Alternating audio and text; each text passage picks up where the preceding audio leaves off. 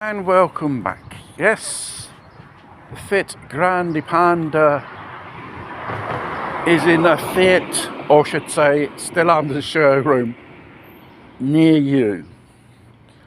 Well, I have actually seen it physically in person, and comparing it with other type of vehicles in the Stellantis group, basically they're all the same. Aesthetically speaking, the lights, the bodywork changes, but most of all, 60 to 70%, it's all the same, because it's common manufacturers use the same type of platform to make various models with various different type of engines which are compatible to cut down costs. The Grande Panda, there's nothing exciting regarding this model of the Stellantis. It looks like a photocopy of the Jeep,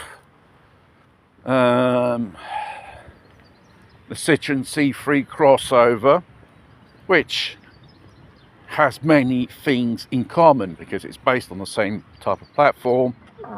It has the same engine, Puretech, and Giugiaro defined this new Panda as an insult, as a box. And this type of standardizing cars, probably to the extreme, is not such a good idea in the end, because, for example, the Peugeot 208, the Lancia Ypsilon, the new one, and the Opel Corsa, they have a lot in common: platform, engine, transmission, electrics. The only thing changes is the aesthetics. Bodywork, lights, bumpers, shape. It's basically the same old shit. Each model should be distinctly different, respecting its brand, tradition, style, and so on. It's standardization. It's like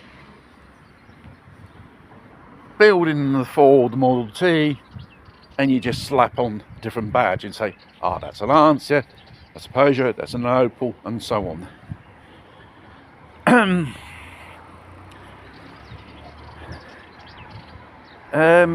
Each car must have its own character as brand, its historical identification, past, I should say, and its classical characteristic for what it is. It's a bit like polishing a turd, basically, to make it shiny. It won't shine. And probably the only good thing out of this,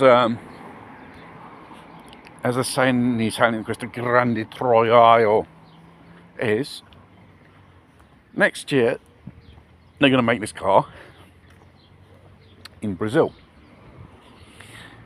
Obviously, inside will be more down to earth, less electronics. There won't be no electric version for the Brazilian and South American market, nor they won't even use the engines of the Puretech. There is a motive why. Obviously, there's a Brazilian law that says that car has to be produced with local components. So therefore, the engine And all the parts regarding this vehicle, the final and assembling the Fiat factory of Brazil, has to be all Brazilian, which I find pretty good. You defend jobs, and it's just a continuation of what has been done before, in the sense of, you know, those components are made there, and you know how, to what levels of quality they're made, and who made them. Because, don't get me wrong, Brazilians, apart from the samba and football and stuff like that, they can make good fucking cars. And probably all the models of the Fiat which was produced in Italy then went on produced in Brazil are a lot more better than it was produced at home. Problem is, the Grande Panda, it's not made in Italy. It's made in the Fiat factory in Serbia, with the platform of the PSR-A, crappy Puratech engines which you find on an Opel, Peugeot, and on the new Lancia models, which is absolutely shit. Mind you, regarding the production of the engines which were produced by the Fiat for 40 years, we're talking about the fire. One part is going to Brazil, and the other part's going to America. So that Italian excellence of once upon a time has disappeared. Now you're going around with shitty Puratech engines, which are fucking made in China. I think the punters should know about this when they buy a car from the Stellantis. Because sincerely, I don't mind if that component's made in a European country. No, it's made in China.